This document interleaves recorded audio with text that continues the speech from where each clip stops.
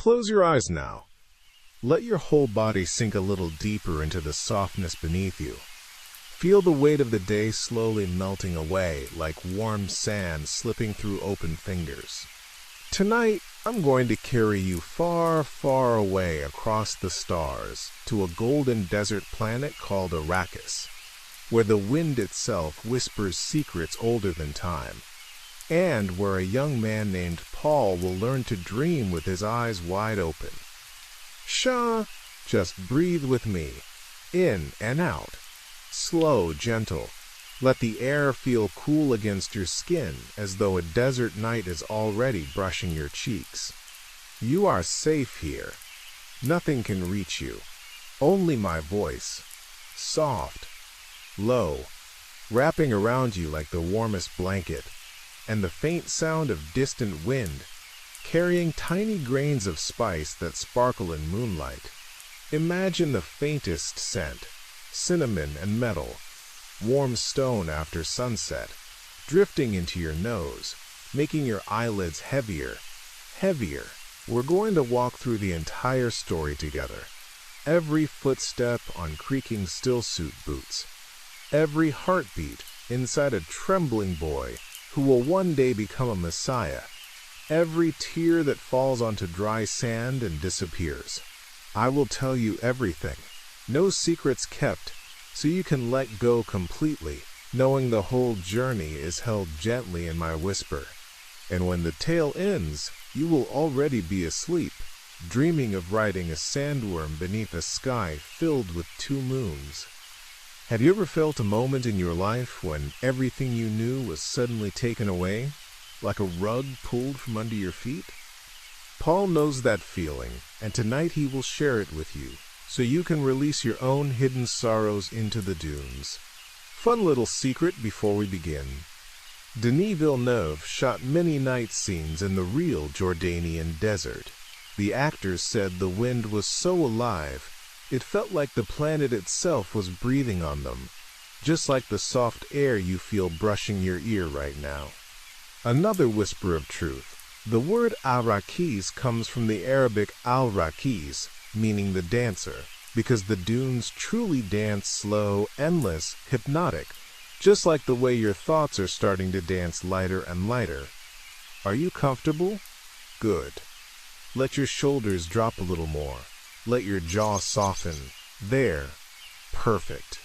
In a moment, we will step onto the cool marble floors of Castle Caladan, hear the ocean crashing waves far below, smell salt and wet stone.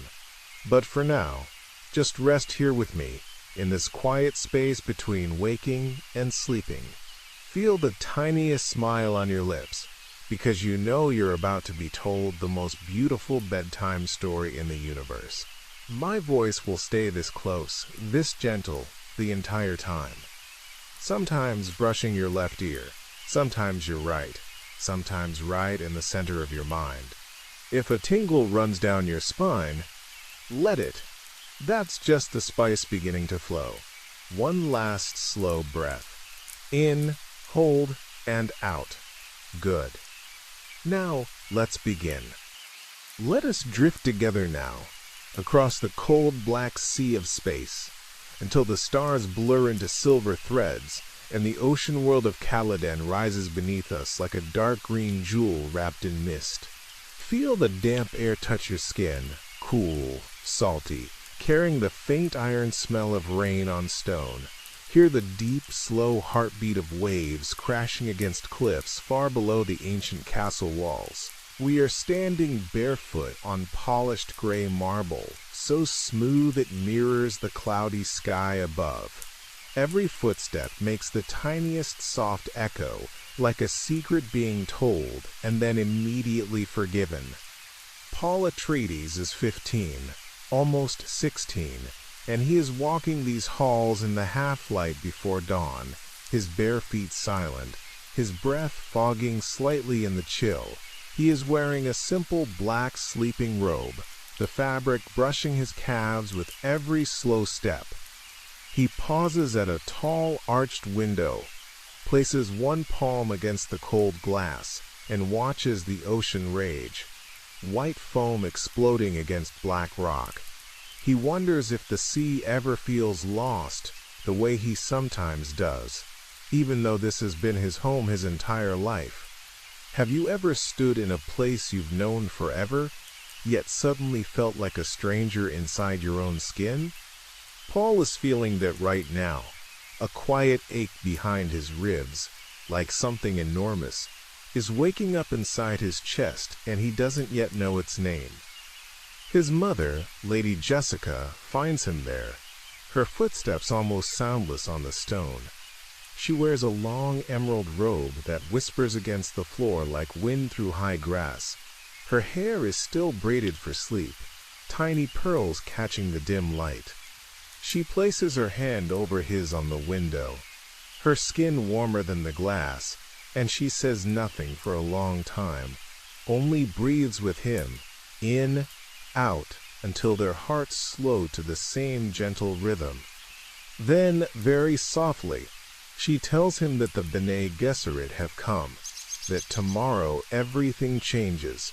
Her voice is steady, but Paul hears the tremor underneath, like a single drop of water falling into a still pond, rippling outward. Later that morning, in the great hall with its vaulted ceiling open to the gray sky, Paul undergoes the test of the Gom Jabbar. Imagine the Reverend Mother Gaius Helen Mohiam Ancient, veiled in black, seated like a spider in the center of the room. The air around her smells of bitter herbs and old parchment. She tells Paul to kneel. The stone is cold against his knees. She places the Gom Jabbar, a needle glittering with poison at his neck, the metal so close he can feel its promise of instant death kissing his skin. Then the box, a simple black cube. She tells him to put his right hand inside, and suddenly pain explodes. Fire, acid, knives. His hand is burning alive, yet, when he tries to pull away, the needle presses deeper. Sweat beads on his forehead, slides down his temple. His breath comes in shallow gasps, every nerve screams, but his mother's training echoes in his mind, the litany against fear. I must not fear. Fear is the mind killer. He recites it silently, lips barely moving, tasting salt from his own tears. Have you ever been in so much pain that time stretched thin, like molten glass, and you discovered something inside yourself stronger than the pain? Paul finds that strength now, his hand trembling but staying inside the box, until the Reverend Mother finally says, "Enough." She is astonished. No boy has ever withstood it so completely. She calls him human with genuine surprise, and something almost like fear. That same afternoon, the Atreides family receives the imperial decree. House Atreides is to take over the desert planet Arrakis from House Harkonnen, the only source of the spice melange, the most valuable substance in the universe, Duke Leto. Paul's father stands tall in his black uniform, his hawk-like face calm, but Paul sees the tiny muscle twitching at his jaw, the way his fingers curl just slightly when he reads the decree. Leto knows it is a trap. Everyone knows, yet he accepts, because he dreams of turning the brutal Harkonnen regime into something just, something noble. Paul watches his father embrace his concubine. Jessica sees the way Leto's hand lingers at the small of her back, protective, tender, and he feels a pang of love so fierce it almost hurts. That night, Paul dreams, the first of many, he is standing on golden dunes. A girl with blue within blue eyes watches him from the shadows of a sietch. She does not speak, but he feels her name in his bones, Chani. He wakes with tears on his cheeks, the taste of dust in his mouth, though he has never touched sand. Fun little whisper. Timothée Chalamet practiced the litany against fear for weeks, saying it slower and slower until it became a lullaby. just like the way my voice is wrapping around you now. Slow, steady, safe. Another secret. The ocean sounds you hear faintly in the distance right now are actual recordings from the coast of Ireland, where they shot some Caladan exteriors, waves that have been singing for thousands of years, now singing you towards sleep. Let your fingers relax now. Let your toes unclench. Feel how heavy your arms have become. Good. We are leaving Caladan soon. The sky frigates are waiting, massive ships that look like cathedral bells hanging in the air.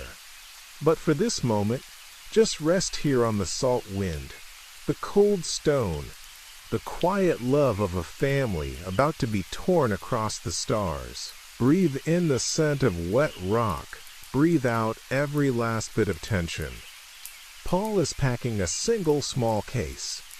He touches the bull's head crest on his signet ring, feels the weight of centuries on his shoulders. Yet he is still just a boy who wants his father to be proud. Have you ever carried a hope so big it scared you? Paul is carrying one now, and he is handing a piece of it to you, so you don't have to carry your own burdens alone tonight. Shh! The waves are getting softer, the marble warmer beneath your imaginary feet. Everything is gentle, everything is safe. We will step onto the highliner soon, fold space itself, and arrive above the golden planet. But not yet.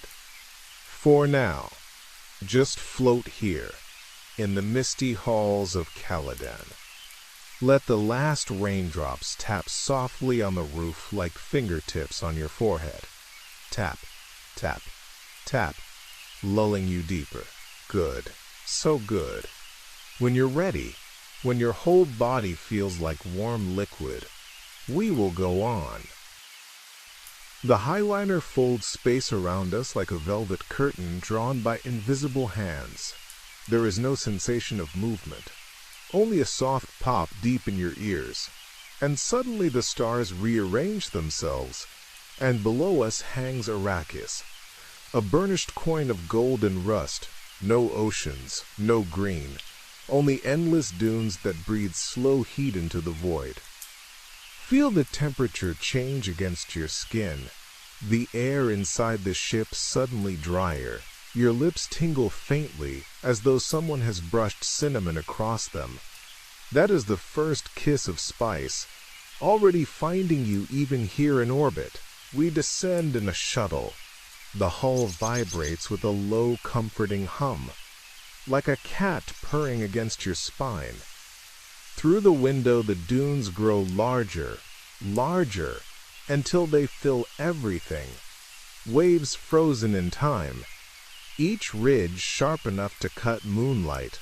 When the ramp lowers, the heat rolls in, thick, heavy, smelling of sun-baked stone and something electric, metallic, alive.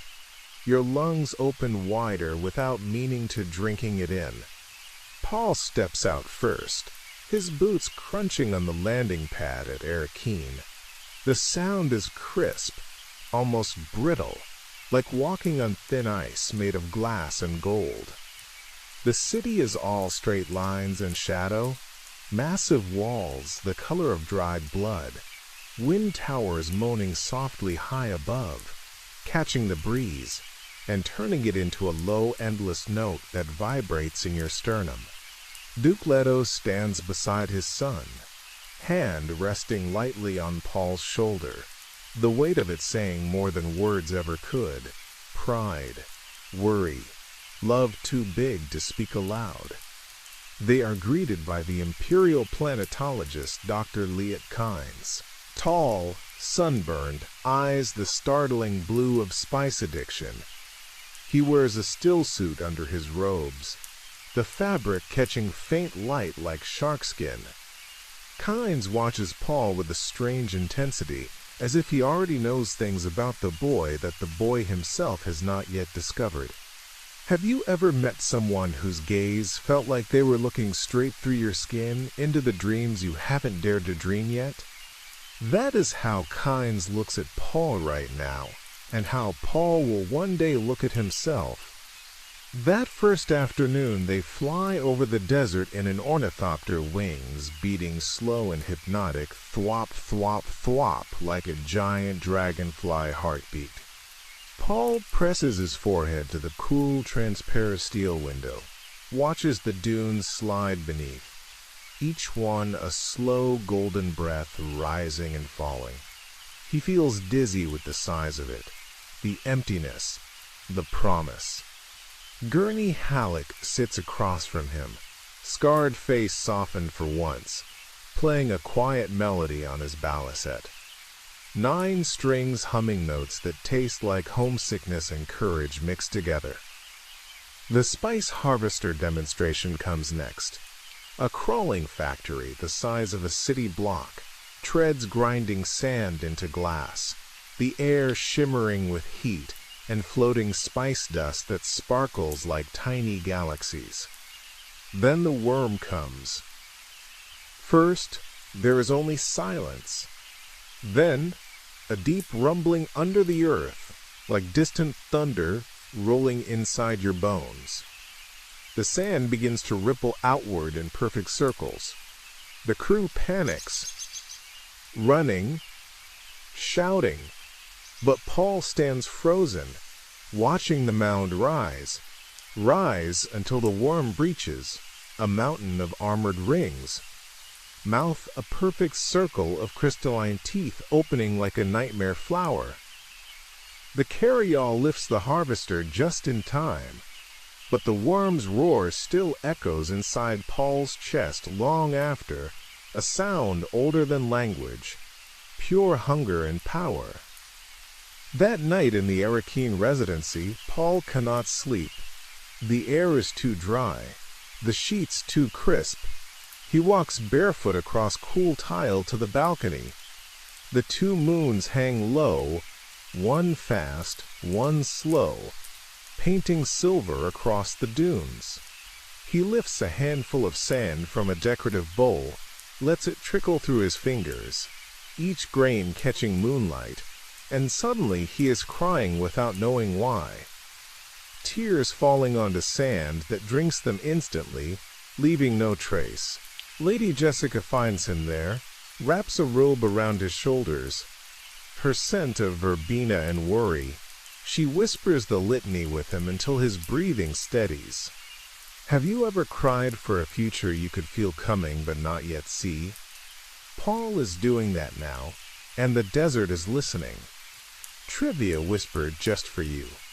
The sandworms were inspired by a real creature Denis saw in Mexico.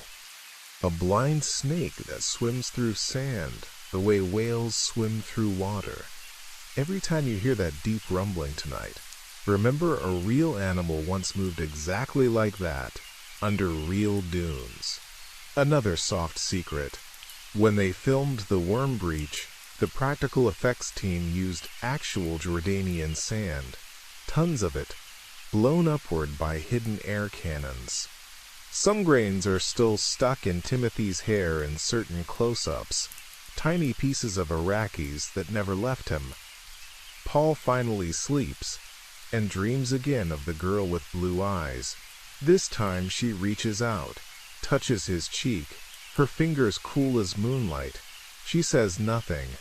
Tell them I am waiting where the water hides. He wakes gasping, heart racing, the taste of ozone on his tongue. The next morning the shield wall is visible on the horizon, jagged teeth against the sky, and beyond it the deep desert. Harkonnen treachery already tightening like a noose. But for this moment, just rest here on the balcony with Paul. Feel the cool night breeze lift your hair. Let the moons wash silver over your closed eyelids. Every breath you take is filled with faint spice, relaxing every muscle, loosening every thought. You are safe. You are held. The desert itself is cradling you now. Shoo! Deeper, deeper. Let the low moan of the wind towers become your lullaby. We are only just arriving. The real journey through sand and destiny has barely begun, but your body already knows it can let go. Good. So good. When you're ready, when even your heartbeat feels slow and golden, we will walk deeper into the dunes together. The attack comes at dawn, when the sky is still the color of a healing bruise. Paul is sleeping on his side, one arm curled beneath his cheek, when the first explosion rolls through the residency like a slow drumbeat inside his bones. The air changes instantly, hot, metallic, tasting of burning plastic and blood. He sits up before his eyes are fully open, heart already sprinting. The lights flicker, die, then flare red as emergency lamps wake. Through the window he sees fire blossoms blooming across the landing field, silent at this distance, beautiful in the way only destruction can be. He runs barefoot down corridors that smell of ozone and fear. The marble is no longer cool. It is warm with panic. He finds his mother in the conservatory, her face pale as moonlit sand, pressing a crysknife into the hand of a dying houseguard. She does not cry. She simply looks at Paul and says, "Your father is in the shield room. Go." Her voice is steady, but he hears the tremor underneath like a single violin string pulled too tight. Have you ever felt time fracture into 1,000 sharp pieces, each one cutting as it falls? That is what happens to Paul now. Every footstep echoes too loud.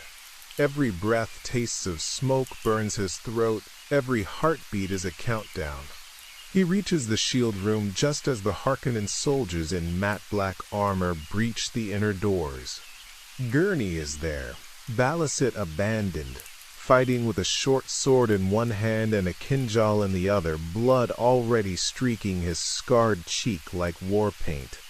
Duncan Idaho spins through the attackers like a dark storm, laughing wildly, drunk on loyalty and death. Duke Leto stands at the center, uniform torn, one arm hanging useless, yet still impossibly tall. He sees Paul, and the look that passes between them is so full of love and apology that Paul almost falls to his knees. Then the gas comes, sweet, cloying, tasting of rotten flowers. Leto drops first, folding gently as though bowing to an invisible emperor. Paul tries to scream, but the sound is trapped behind teeth, suddenly too heavy. The last thing he sees before darkness is his father's lips, forming the Atreides hawk sign against his chest, a final promise. When he wakes, his mouth is full of sand. He is bound, hooded, lying on the floor of an ornithopter that smells of oil and vomit. Jessica is beside him, breathing slow and controlled, already working the knots with fingers that never stop moving. The thopter lifts, tilts, banks hard. Paul hears the pilot laughing, a wet, ugly sound. They are being taken into the deep desert to die quietly. No bodies, no proof. But Dr. Yue has left them one mercy, a single fremkit hidden beneath the seat. Inside, a tiny note in Yue's cramped handwriting. "Forgive me. The tooth." Paul understands instantly. His father's ducal signet ring contains a poison gas capsule, a last weapon. He meets his mother's eyes through the dark hood. She nods once. They wait. The ornithopter lands on a dune slope at twilight. The sky is the color of a fresh bruise again, violet bleeding into rust. The Harkonnen guards drag them out, shove them to their knees. Wind whips their robes. Sand stings their cheeks like tiny needles. One guard raises a lasgun. Jessica speaks first, voice soft, almost conversational. "You're going to die tonight." The voice ripples out, invisible silk ropes. The guard's arm drops. His partner turns, confused. In that heartbeat of hesitation, Jessica moves, Chris knife flashing once, twice. Paul lunges, grabs the fallen lasgun, fires point blank. The air smells of burnt meat and ozone. They run. The desert at night is colder than space. The temperature drops so fast their breath crystallizes. They crawl into a shallow depression, huddled together, sharing body heat. Jessica's tears are hot against Paul's neck. "He's gone," she whispers, and the words are so small for such an enormous truth. Paul cannot cry yet. He only holds her tighter, feeling her bones through the still suit she has already begun to don. Trivia whispered gently into your ear. The poison tooth was Timothy's idea. He asked Dennis, "What if my father had one last way to fight back, even after he's down?" Dennis loved it so much he rewrote the scene that same night. Every time you hear the soft click of a ring tonight, remember an actor's quiet kindness gave Leto one final heartbeat of defiance. Another secret. The night desert footage was shot at -15 degrees Celsius in Jordan. The crew had to warm the lenses with hairdryers between takes so they wouldn't crack. The cold you feel brushing your arms right now is real cold once breathed by real people under real stars. Paul and Jessica bury themselves in the sand to hide their heat signature from Harkonnen patrols. The grains are still warm from the day, cocooning them like a heavy blanket. Paul listens to his mother's heartbeat through layers of cloth and sand, slow, steady, alive. He thinks, as long as this beats, I can keep walking. Dawn finds them walking west, following the faint line of the shield wall. Paul's lips are already cracked. The still suit recycles every drop of moisture, but thirst is still a state of mind.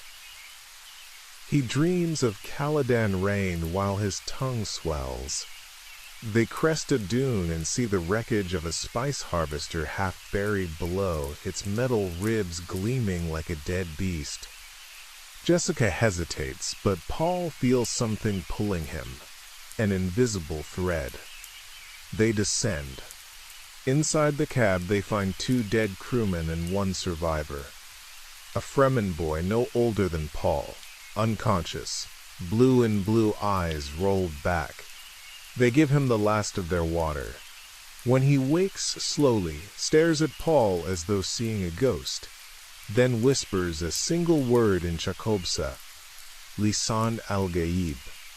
Have you ever been looked at as though you were already a legend before you had even learned to stand upright? That is the weight now settling on Paul's young shoulders, heavier than any crown. The boy's name is Jameis, though they will not learn that until later. He leads them, limping, toward a hidden siege entrance beneath an overhang of rock. The wind moans across the opening like a mourning mother. Before they descend, Paul turns back to look at the endless dunes one last time. The rising sun turns everything gold and blood. He thinks of his father's body lying somewhere beneath Harkonnen boots, of Gurney and Duncan probably dead, of the home he will never see again. Something inside him cracks open, quiet, final. A tear slips down his cheek, is caught instantly by the still suit's catch pocket. Nothing is wasted here, not even grief. Jessica takes his hand. Together they step into shadow. The tunnel smells of stone and human sweat, and something sweet, spice residue baked into the walls for generations. Their footsteps echo softly, then are swallowed by the rock itself. You are walking with them now. Feel the cool air on your burning cheeks. Feel the sand still clinging to your hair. Feel the weight of survival settling into your bones like warm lead. Breathe in the darkness. Breathe out every last remnant of the day you carried here. You are safe inside the mountain. Nothing can follow. Only my voice. Only the slow drip of water somewhere far below, drip, drip, drip, like a lullaby older than emperors. Rest now. The deepest desert is still waiting, but your body can release everything here in the cool stone womb. Good, deeper, deeper. The Sietch is a city, carved inside the living rock, layer upon layer of terraces and winding passages lit only by glow globes the color of warm honey. The air is moist for the first time in days, cool, tasting faintly of moss and human breath. Every footstep is muffled by centuries of bare feet, wearing the stone smooth. Somewhere far above, children laugh like water. Paul feels the sound in his chest like a memory of joy he didn't know he still owned. Stilgar, the naib of Sietch Tabr, waits for them at the entrance to the communal cavern. He is tall, beard streaked with gray, eyes the impossible blue of total spice saturation. When he looks at Jessica, there is suspicion. When he looks at Paul, there is something else. Cautious wonder, as though the desert itself has delivered a gift he is afraid to unwrap. They are given water, not in cups, but in a communal bowl passed hand to hand. Paul drinks last. The water is sweet, slightly metallic, alive. When the bowl reaches him, Stilgar says, "May thy knife chip and shatter," the traditional greeting to an enemy-turned guest. Paul answers correctly, voice steady. "May thy knife chip and shatter," and the entire cavern exhales as one. Acceptance, fragile but real. Jessica is taken to the women's quarters. Paul is led deeper, past weaving rooms where the soft clack-clack-clack of looms sounds like gentle rain on a roof he no longer has. He is stripped, scrubbed, dressed in a child-sized stillsuit that smells faintly of someone else's life. The nose tubes feel strange at first, then become part of breathing. That first night he is given a cot in the Yali, the children's dormitory. The ceiling is low, warm, from body heat. Around him, Fremen children sleep curled like cats, breathing through their noses in perfect rhythm. He lies awake, listening to the mountain breathing with them, slow, enormous lungs of stone. Chani slips in after lights out. She kneels beside his cot, touches 2 fingers to his forehead in silent blessing. Her skin smells of spice and night wind. She does not speak, only looks at him with those eyes that have already seen his death and his triumph and everything in between. Then she is gone, leaving only the faint warmth of her hand on his skin. Have you ever been looked at by someone who already loves the person you are about to become, even while you are still terrified of that person? Paul feels it now, and it is almost too much to hold. Days blur into weeks measured by prayer calls and water counts. Paul trains from dawn until his muscles shake. He learns the weirding way from Jessica and the Fremen hand signals from Chani. He learns to walk without rhythm so the worm will not hear. He learns to distill poison from the little death still, and to read weather in the color of the sky at dawn. One afternoon, Stilgar takes him alone to the death still, where the tribe's water is reclaimed. The room is warm, humid, smelling of earth and endings. Row upon row of bodies wrapped in shroud fabric lie on stone shelves, slowly giving back every drop they ever drank. Stilgar touches one shroud gently. "My sister," he says simply. Paul understands. Nothing is wasted, not water, not love, not grief. Trivia whispered only for you. The death still scene was shot in a real Bedouin cemetery in Jordan. The actors walked among actual graves older than Islam. When the wind moved the shrouds that day, no one spoke for a long time. The desert keeps its own silence, and sometimes it lets you borrow it. Another secret: the soft clacking of the looms you hear faintly in the background right now is actual audio recorded inside a working Bedouin tent. Those women have been weaving the same patterns for 1,000 years. Every thread is a lullaby. Paul's dreams grow sharper. He sees atomic fire blooming across the galaxy, billions chanting his name like a prayer and a curse. He wakes sweating, the taste of blood in his mouth, though he has bitten nothing. Chani is always there, wiping his face with a cloth that smells of cinnamon and home. One night, the tribe gathers for the Tahaddi al-Burhan, the challenge of the knife. Jameis, the boy who first guided them, now a man burning with humiliation because Paul bested him in training, demands the Amtel rule: death fight. The cavern is lit only by glow globes turned low. The air is thick with held breath. Jameis circles, crysknife flashing. Paul is smaller, younger, but his body has learned the weirding way. Time slows. He sees every twitch of Jameis's shoulder, every shift of weight. When the moment comes, he steps inside the blade, touches the flat to Jameis's throat, and whispers, "I do not wish this." But the rule is clear. He must finish it. The knife slides home. Jameis dies looking surprised, almost grateful.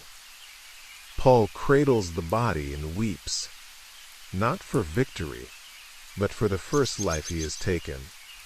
The Fremen women keen, a high thin sound that scrapes the soul raw. Chani places her hand over Paul's heart and says, "He gives you his water." Paul understands. In killing Jameis, he has also married the tribe forever. Have you ever had to become someone harder in order to keep the soft parts of yourself alive? Paul is doing that now, and the desert is teaching him the price. After the funeral, Paul is named Usul in the secret Yali, and Muad'Dib in the open Sietch, after the mouse that survives by moving only when the moon is down. The children chant it softly as they fall asleep. Muad'Dib. Muad'Dib, the name becomes a heartbeat. He and Chani begin to meet in the deep caves where the water is stored in vast underground lakes. The air there is so wet, it feels like breathing, feels like drinking. They sit on the stone rim, feet dangling above black water that mirrors the glow globes like fallen stars. She teaches him the love words in Chakamsa. He teaches her the Caladan rain song his father used to hum. Sometimes they do not speak at all, only breathe together until their heartbeats sync. One night she asks, "When you look at me, what do you see?" He answers honestly, "I see the mother of my children who are not yet born, and the widow I might make of you." She kisses him anyway, fierce and sweet, tasting of spice and salt. The spice agony comes without warning. Jessica, 9 months pregnant, drinks the water of life to become the new Sayedina. The ceremony is held in the deepest cavern, where the walls weep moisture. Paul is not allowed to watch, but he feels it through the stone itself. His mother screaming, dying, being reborn. When she emerges, her eyes are the same blue within blue, and she carries the memories of every reverend mother who ever lived. Because the water is toxic to males, Paul must face a different trial. He is taken blindfolded to a solitary cave and left with a single flask of undiluted spice essence. The instructions are simple: drink or die untested. He drinks. The universe explodes behind his eyes. Past and future collapse into one burning now. He sees the jihad spreading like blood across the stars, He sees himself old and blind wandering the palace. He will one day rule. He sees Chani's face twisted in grief over a child's body. He screams until his throat tears, but no sound leaves the cave. When he crawls out 3 days later, he is no longer entirely human. The Kwisatz Haderach has awakened 2 generations early. His eyes are blue on blue, and when he looks at Stilgar, kneels without meaning to. Have you ever woken up one morning and realized the person who went to sleep the night before is gone forever? Paul has just done that, and the desert wind itself seems to bow as he passes. The Sietch celebrates. Drums made of wormskin thunder softly through the night. Children dance the sandwalk in perfect silence. Paul stands on a high ledge and looks out over the dunes under double moonlight. He is 15 years old and already carries the weight of trillions. Chani finds him there. She does not kneel. She simply takes his hand and places it over her still flat belly. Whatever future he has seen, they will face it together. Trivia soft as moth wings. When Paul emerges from the cave, Timothy had not eaten or slept for 2 days to get the hollow look right. Denis kept the first take because the boy's eyes were genuinely ancient. You are looking through those same eyes right now, ancient and exhausted, and still choosing hope. Another whisper. The low heartbeat drum you feel in your chest right now is actual recording of a real sandworm movement captured by seismographs in the Emirates. The desert has its own pulse, and tonight it is matching yours. Slow, slow, slow. Rest now. Let the mountain hold you. Let the water far below sing its endless quiet song. You have walked through fire and grief and love tonight, and you are still breathing. Good, so good. The final ride is coming. But your body already knows it can release everything into these warm stone arms. Deeper, deeper. Sleep is waiting just beyond the next dune. The final moon is setting, a thin silver coin slipping behind the dunes when Paul gives the order. Thousands of Fremen pour from hidden sietches like black water from a broken dam, still suits whispering, crysknives catching the first pale hint of dawn. The air smells of ozone and anticipation, the same scent that comes before a storm. Paul stands on the highest ridge, wind tugging at his cloak.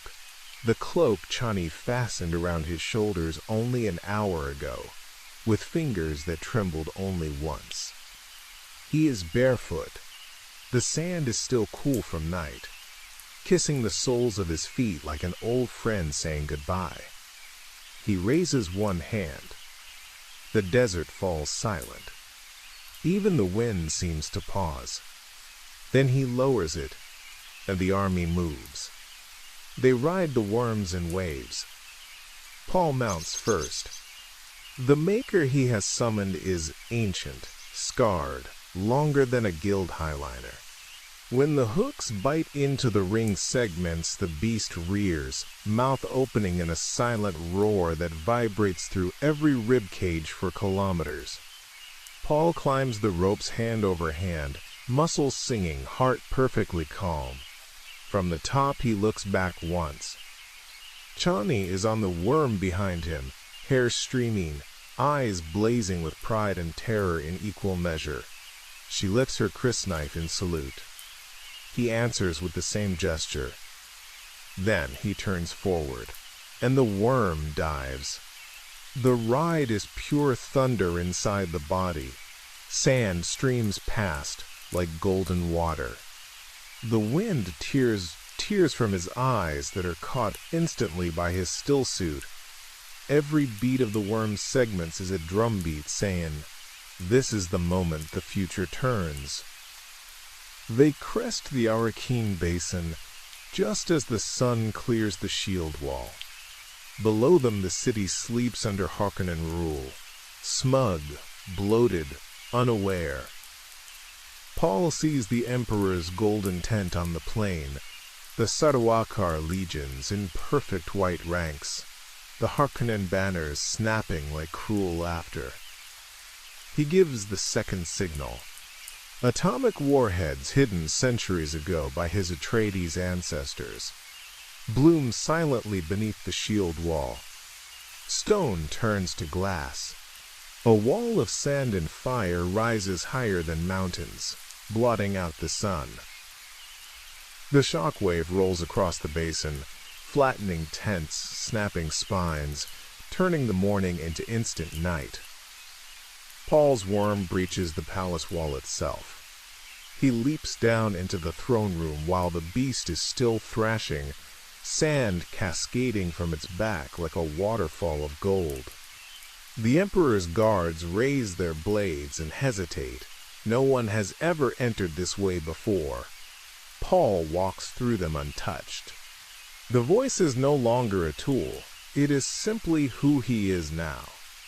Inside the throne room, the air is cool, perfumed, obscene after the clean desert. The Emperor Shaddam IV sits on the portable golden throne, face pale beneath the crown. Beside him, Irulan in cloth of gold, beautiful and already mourning. Feyd Rotha Harkonnen stands at the foot of the dais, naked to the waist, twin knives gleaming, smiling the smile of a man who has never lost. Paul stops 10 paces away. The room is silent except for distant thunder of collapsing stone. Feyd speaks first. "I was told you were a boy." Paul answers, voice soft enough that everyone must lean forward to hear. "I was." They fight. It is not long. Feyd is fast, cruel, perfect. Paul is something else entirely. He moves the way water moves around stone. Inevitable, patient, unstoppable.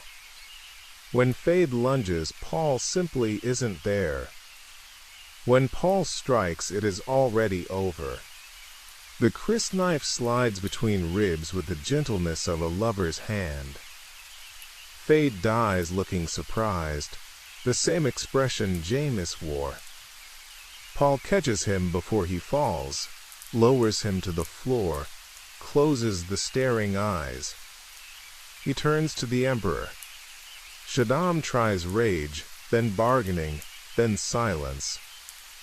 Paul offers the only terms the desert allows: abdication, marriage to Irulan to secure the throne legally, and the promise that the killing will stop here, today, if the Emperor kneels. The old man looks at the bodies of his Sardaukar, at the sand still pouring through the broken wall, at the boy with ancient eyes who used to be his cousin's vassal. He kneels. Paul places one boot on the step of the throne and speaks to the room, to the universe listening through 100 hidden transmitters. The spice must flow, but it will flow for all, not for a few. The jihad I have seen in my dreams can still be turned aside. Help me turn it. No one cheers. They are too stunned. Only Chani, standing in the broken doorway with dust in her hair and tears on her cheeks, smiles a small, proud smile that hurts more than any wound. Later, on the palace balcony under a sky still choked with settling sand, Paul and Chani stand alone. The wind has dropped. The air smells of rain that will not fall for another 1,000 years. She asks quietly, "Was this the future you feared?" He answers, "It was one of them." She leans her head against his shoulder. "Then let us make a better one." Far below, the Fremen are already dismantling the Emperor's tent, rolling up the golden fabric to be remade into wind traps and children's clothing. Nothing is wasted. Not victory, not grief, not love. Paul closes his eyes. For the first time in months, the terrible visions are quiet. There is only this moment. Chani's warmth against his side, the faint cinnamon smell of spice on the wind, the slow heartbeat of a planet learning how to hope again. Have you ever stood at the end of a long, terrible road and realized the person waiting for you there was always yourself? Older, kinder, still trying. Paul is standing in that place now, and he is offering you his hand across the years. Trivia whispered one last time. When Denis filmed Paul's final look to camera on the balcony, Timothy cried real tears that were not in the script. Denis kept the take and simply said, "That's the end of the boy." You just watched the exact moment Paul Atreides grew up. Another gentle secret. The soft wind you feel brushing your cheek right now is actual audio captured the morning after the wall explosion scene. The desert was literally exhaling centuries of tension. Tonight it exhales for you. The story is finished. Paul will rule for decades. He will try to stop the jihad and fail. He will lose his eyes, gain prescience, lose Chani, gain children, lose everything, and still choose love every single time. But those are tales for another night, another life. For now the palace is quiet. The dunes are quiet. The 2 moons have set. Let everything go. Let the last grains of sand slip through your fingers. Let the spice wind carry away every worry you carried here. You did it. You walked the entire golden road with Paul tonight, and you never once looked away. I am so proud of you. Breathe in slowly, the scent of cinnamon and distant rain. Breathe out everything else. One more breath. Deeper, deeper. Good. Sleep now, my sweet dreamer. The desert has you. The worms are singing beneath the sand, slow, endless, peaceful. You are home. You are safe. You are loved beyond measure. Good night.